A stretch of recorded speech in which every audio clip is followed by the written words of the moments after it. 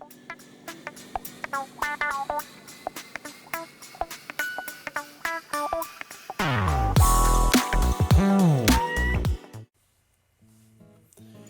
there, YouTubers and spare timers. Welcome to another episode of Early Rise Talking Sketch.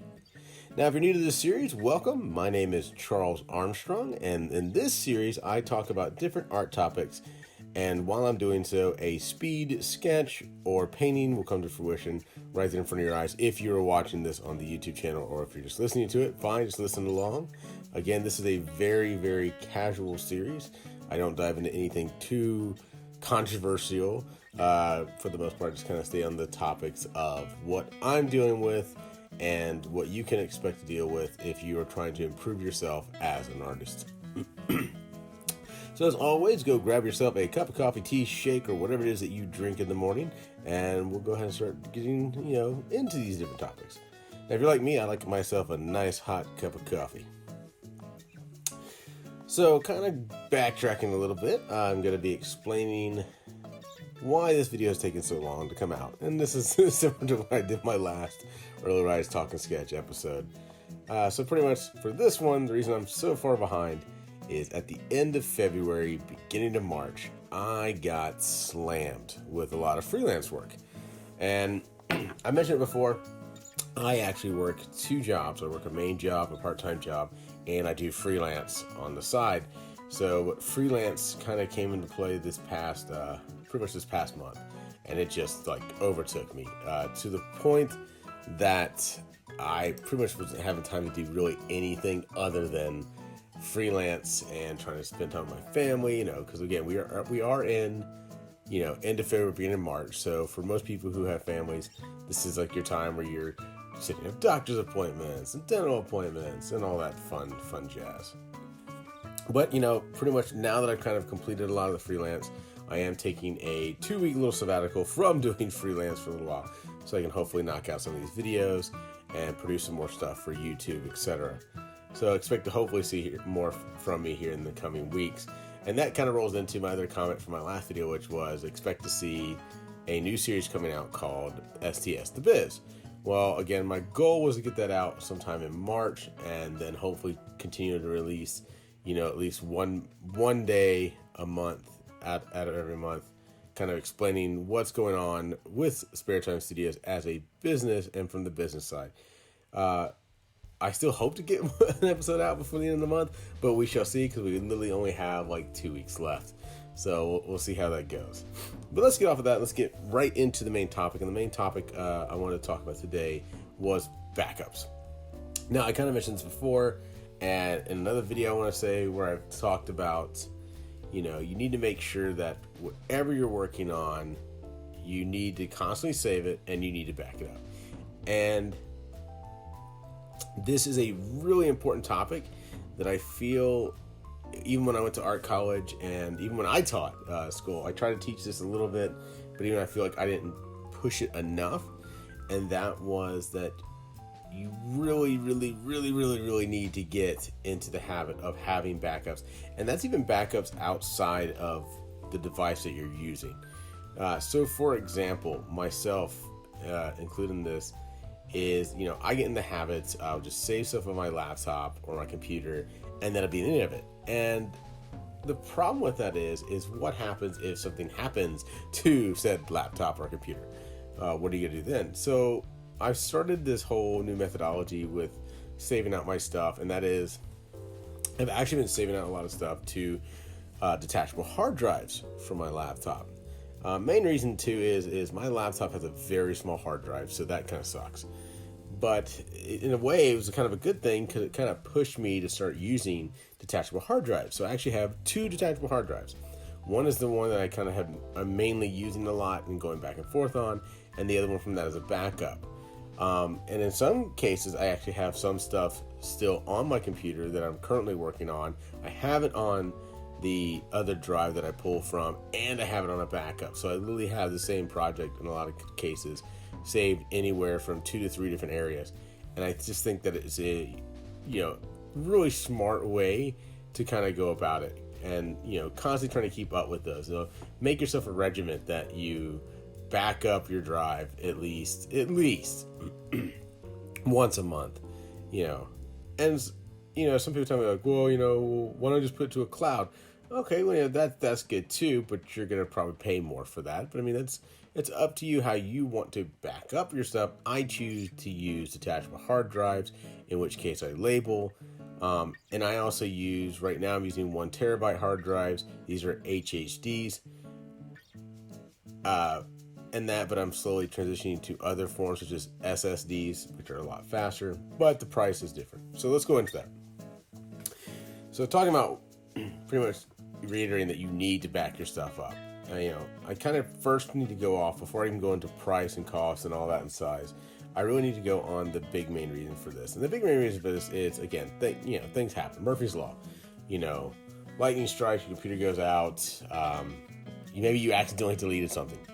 I've done that before. I accidentally deleted a file or folder, not realizing what was in it, or just somehow slip up a button, and before you know it, I've lost my work.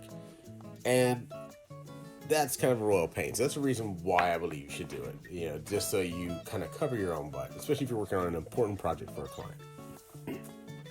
Next thing I want to go into is brand, size, and cost. So what brand? Now, personally for me, I've had the best luck with detachable hard drives using Western Digital. I think they're a pretty awesome brand, and I have very rarely had an issue with their drives. As far as cost goes, I truly believe, as I've looked at other brands, that cost is kind of similar across the board. It really is going to boil down to more, the size of the drive you're wanting and the type of drive that you're wanting more than anything. Because the price one was like, oh, this one's cheaper. Well, it's like, really, if you look at the price, it's not that much cheaper. It's like maybe $5 or $10. If you're that worried about $5 or $10, then go for it. But for me, it's like I usually look at the convenience factor. Can I get it shipped to me for free? How fast can I get it here? So sometimes I'm willing to shell out an extra $5 or $10 if I can get something faster or quicker. And that than having to wait for like a week or 7 business days. So it just kind of really depends. And sometimes cost of shipping can be a big difference too. So it's like, it's $5 cheaper. Yeah, but you have to pay for shipping for that. So it kind of goes hand in hand. So as far as brand goes, I use Western Digital, but there are other brands out there. You can do your research on that. As far as now size goes, personally, I am currently using 1 terabyte hard drives just because I feel like the cost for the size is a good ratio. You can start getting up in the 2 terabytes and higher. Just be aware that you're going to be paying more. So for me, when I was buying mine, I found that usually roughly a HHD 1 terabyte is going to cost you anywhere from around $45 to $60. It's just, again, depending on who the provider that you're getting it from and the specific brand you're going with. So kind of gauge that. But 1 terabyte for about $50. That's ridiculous from what it used to be way back in the day when I started really doing this stuff. And and that's just something to kind of keep in mind. Again, these are HHDs. These are hard drives that have mechanical parts in them. So if you drop one, slam one, you could break it. So just be aware of what the difference between an HHD and an SSD is. An SSD, which I also have, which I use for editing my videos right now, it's a faster type of hard drive to deal with. There are no real mechanical parts moving, so you can kind of drop this thing and you'd be okay. But there is, topics on the idea that there is a write to and pull from limit on them. But no, honestly, it's so flipping high that, you're going to start getting to a point, you're probably going to be upgrading your drive by the point you even reach that anyways. But SSDs too, on this talking point, are more expensive. So my 1 terabyte SSD, which is a Western Digital, instead of costing me like, $40, $50, like my HHD, it actually cost me almost pretty much double that. So, you're looking at, I think actually it's more than double. It's about $150, I want to say, for my SSD, which I have this really nice one to kind of small, it's slim, and it works great for what I'm doing with video editing. So again, that kind of goes into the realm of the types, price, and size. So just keep that in mind, guys. Hold on, I'm going to give me a sip of coffee here. Another thing too, when you're doing your backups, just kind of a little forewarning, because especially when I used to teach, I dealt with this with a lot of my students, is when you're using your detachable hard drives to back your stuff up or you're pulling from them, don't just pull them out when you're done. Like, make sure you go into your settings and eject that hard drive.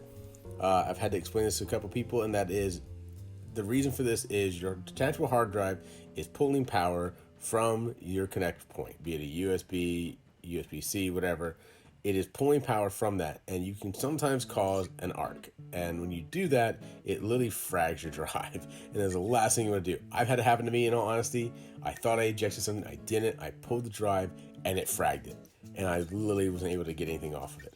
I had that happen to several of my students when I used to teach who didn't listen to me, and I felt really bad for them. And it wasn't like these were like people who were lying about it. No, these were actually students. I was there with them when it happened, and I couldn't help but nod my head and say, well, there's a hard lesson learned. And again, but even if you do frag it, this is where I will say having that additional backup comes in handy, because at least you don't lose all your work. Maybe you only lost some of it, depending on how often you back up. So if you're more of a hardcore backup once a week person, you're probably not that bad off. If you're a guy who only backs up once a month, well, you probably lost a lot of crap. All right, now, even with this, when we're talking about backups and how important they are, something else that really needs to be mentioned is your organization skills. And that is how you organize that backup. So keep that in mind too. How do you name your items? What are the folders you create for that? What are the subfolders you create that? Find a system, adopt that system, and stick to that system. One of the methodologies I used to teach was when you're naming a file, you pretty much, had, what the major project name was first, for example. So, for example, I'm doing a project for like a specific client. I'd have the client's name first, and then underscore or hyphen, whichever way you want to go. And then I'd say what specifically that item is, and then I would have a underscore hyphen again saying the version or date for that item of when I worked on it. So it'd be like Joe Bob's Barbecue flyer, March 2021, and that would kind of be my labeling for that. So that way I knew exactly who it was for, what kind of project it was, and when I last worked on it, or when it was involved. Just depending on how in depth you want to go with your naming system. And so you can adjust and adopt that depending on the project you're dealing with. So just kind of keep that in mind when you are backing up your stuff. I can't lie, guys. I myself find myself just having sometimes untitled files, or just like randomly labeling it, not even really thinking about what I'm labeling, just so I can hurry up and save it out and get it done. Because I am notorious for working on a project, getting so into it, I forget to save incrementally.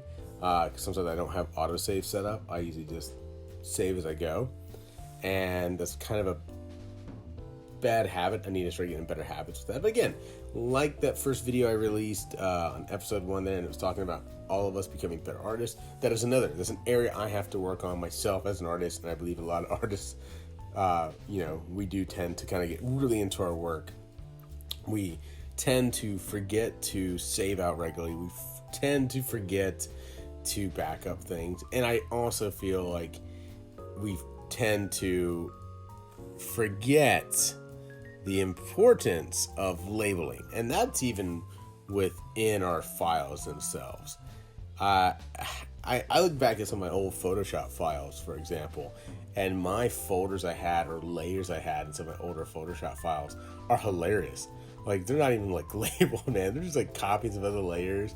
And and you'll even watch other YouTube videos of people working on projects, and they just keep creating new layers. So it's like layer 344, and it's not labeled at all. And you're just like, oh my God, if you have to go back and edit that, you're just going to be like literally clicking on each one, turning it on and off, trying to figure out what that layer is. So creating yourself, even if you don't label the layers specifically, at least create a folder, toss in that folder, and at least you can have it broken down into sections. Like when I'm doing a character, I would sometimes tend to try to put like the head in one folder and then just have a ton of layers in there, and I can figure out at least I know I'm messing with layers for the head, or for the torso, or for the armor, or for the body, or for the weapons, etc.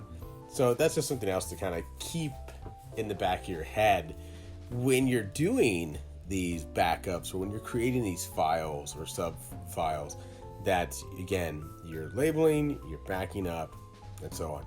Now, I have mentioned really kind of one major way for backing up, and that is detachable hard drives. But there is another way. Another way I want to kind of get into real fast before my time runs out here, because I am kind of getting close to the end of my time for this video.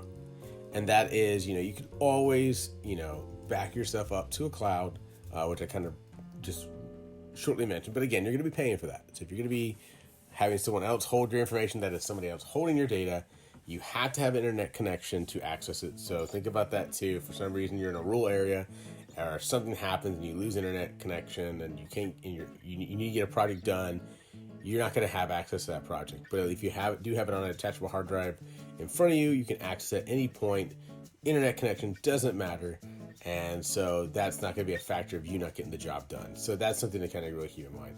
And the other way too is to set yourself up an in-home media server, essentially your own cloud, if you will, at home.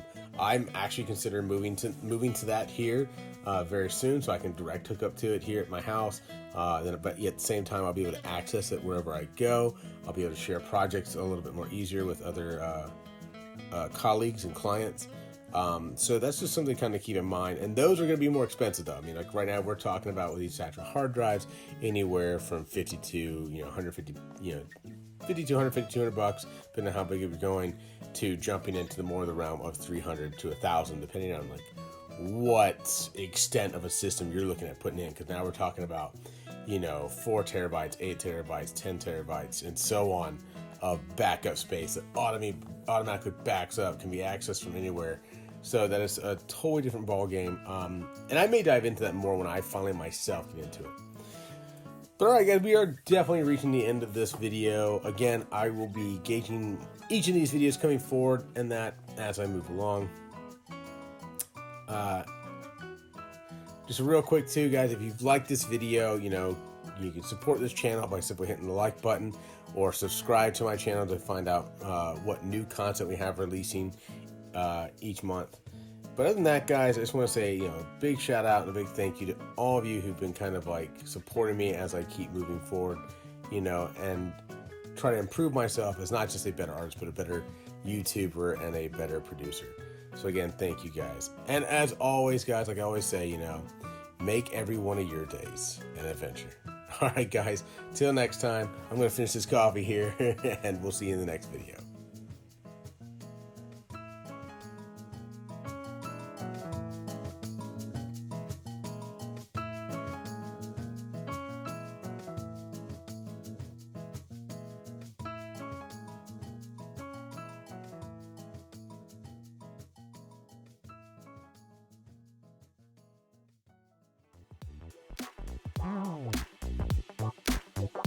Oh.